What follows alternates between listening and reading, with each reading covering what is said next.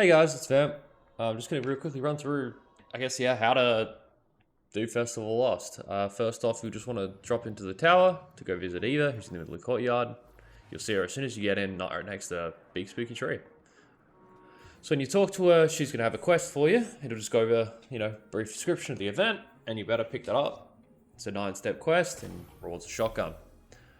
Basically, yep, you'll get your mask, and your mask is what you're going to need to be able to do all of your event-related things, including getting candy and pages.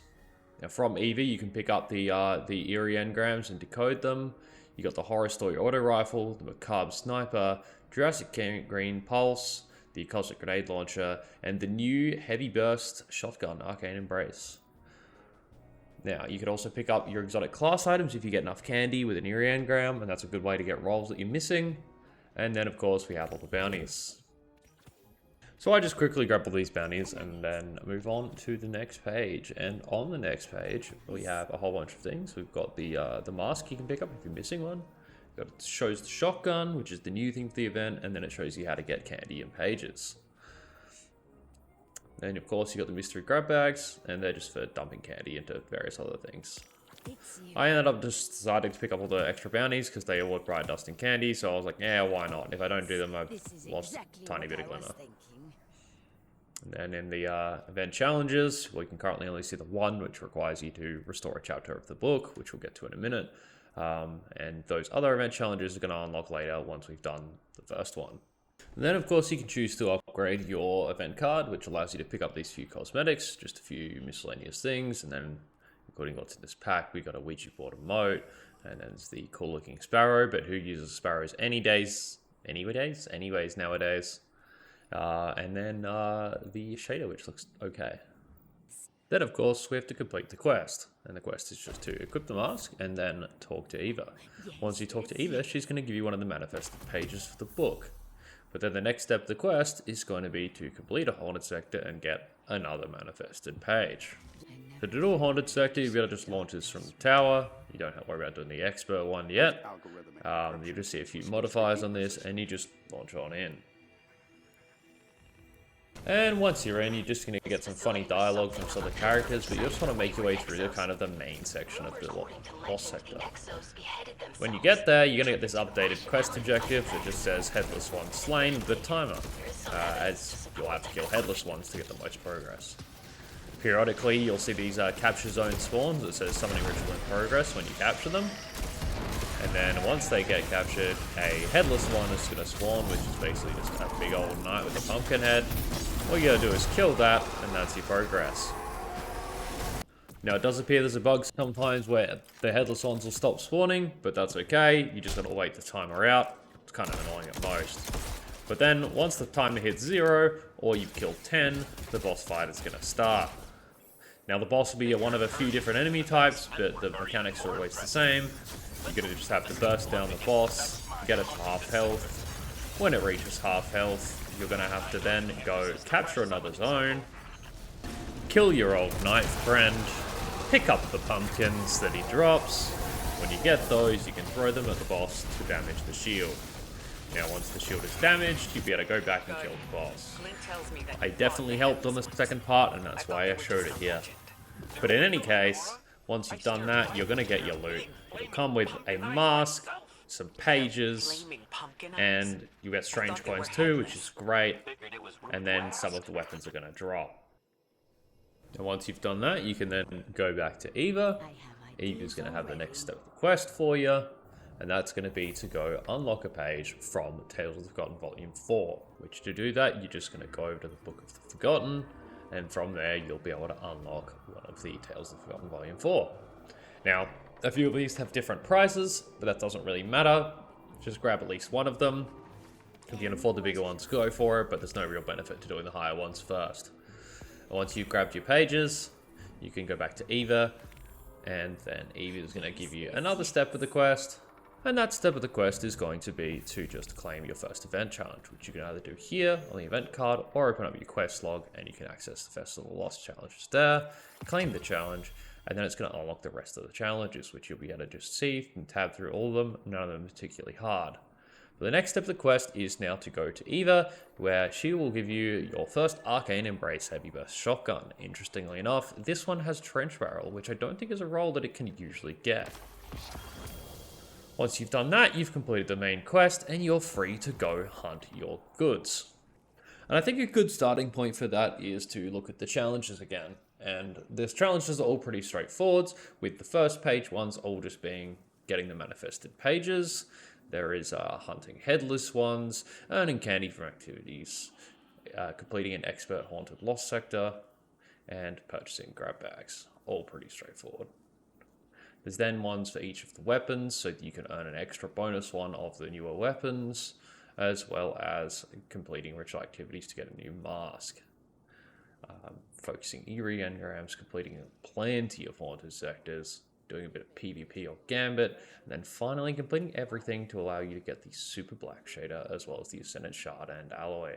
That's a really good one.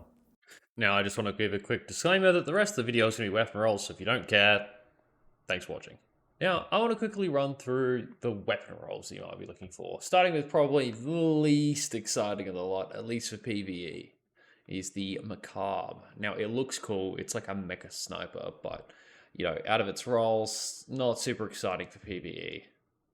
Obviously, for snipers, things like handling and various other stats is useful. I personally barely care about all these stats for PvE. Something with a bit of reload speed or mag size is usually pretty nice for PvE.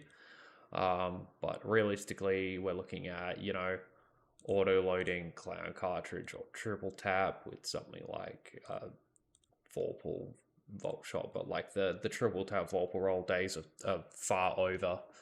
Meanwhile, if you're looking at something for PvP, I would go with probably kind of high handling, something along those lines. There's really much here for it. You can go something like steady rounds to reduce flinch and give airborne effectiveness. You go snapshot moving. You go actually snap opening is probably your best bet there. I'll use search party, and the masterwork is whatever. For PvP, you'd want handling, and for PvE, you'd probably want a reload speed. Pretty boring sniper, to be honest. It's a whatever. As for the Jurassic Green, I see some clear options here. I think having Heal Clip Incandescent is just such a solid go-to. Probably with let's see, the range is pretty lacking. You probably want something like that. Handling's also quite low. I don't like that recoil direction the slightest. You could even put something like Arrowhead Break on, but I haven't looked into the recoil pattern. I'm sure you could refer to someone like Cool Guy for that, because he's fantastic when it comes to these things. That's, I think, probably the sort of role I would look for. Maybe if I want a bit more reload speed for the proccing heal clip, I'd go that way. But, you know, it's not a big deal. Heal clip incandescent is kind of the important part there. You kind of got to take what you can get. You could even put a handling reload speed master mod on it, or you could go some of the other things, depending on what you're after. But heal clip incandescent for sure. At least PvE. PvP, probably go something like Keep Away and Headseeker. It's probably your best bet, or Under Pressure there. Now the Cosmic, it's a really good archetype grenade launcher now with the recent buffs that they got, but you know, it struggles to compete with the VS Chill inhibitor. Well, at least it will once VS Chill inhibitor starts to roll the correct stuff. I think for PvE, since it doesn't have any auto-loading perks, you may want a reload speed masterwork there. I think bait and switch is just a clear winner, or explosive light, depending on how you're going to use it. And then here you can either go something like impulse amplifier, clown cartridge, or surprisingly enough, air trigger. Clown cartridge just means you get the extra mag size. Impulse means you get the extra reload speed as well as the projectile speed. And then air trigger is surprisingly powerful. It's just like field prep. It gives you extra max ammo, so you can get more total damage, as well as giving you like a really high reload speed if you reload while in the air, which says, what, 30 plus a 0.8? That's kind of crazy. Though it means you have to hop, which in a lot of cases can be really bad. For something like the Witness is actually kind of nice, because you have to jump over his ground waves anyway when he does his anime eyes. I mean, in terms of the rest of it, first thing here. Doesn't really matter. I would probably go something like counter mass. I know a lot of people like hard launch because it gives the extra velocity. Maybe that is the play, something like that. But a lot of people don't like that, so you'd go something like clown cartridge there, I think. Withering Gaze is interesting on it, but yeah, I don't know. You don't really want to sit and aim with the grenade launcher for a while, but if you need a weaken, Withering Gaze for sure. Then obviously you can put a model right there for either reload speed. I think reload speed would be the play there, because that reload time is disgusting. Then we got the Braytech Werewolf. Now I'm excited for this because I absolutely love kinetic tremors. I would probably just go for something like small bore ricochet, maybe go armor piercing or high cow if I needed those for their added benefits of flinching or extra shield damage there. Now I personally love kinetic tremors. I'm obsessed with it. Obviously this case is not the best, which then something like Desperate Measure or Onslaught will be better. But then here we've got obviously Subsistence, Rewind, Weewoo, Pugilist, and Overflow, all really good PvE traits, I would say. If you're not doing a melee-related build, obviously ignore Pugilist. Overflow is less special in a primary, I would say, but then, you know, these two effectively do the same thing, depending on whether you're hitting a lot or killing lots of little things. So I personally will be looking for that role, I think. But we'll see how we go. May go with one of these two instead. And I think probably the most exciting of the lot is the Arcane Embrace. The Arcane Embrace here is pretty cool. It's the first heavy burst shotgun we've got. Fires 2 shots. And it's got a pretty crazy stacked stat package there. I personally would go for something along the lines of if you want raw DPS, you've got something crazy like that. You could even go with something like Surrounded. Maybe Volt Shot. I don't know how it really synergizes. There's not many good like quick reload perks. You obviously got things like this.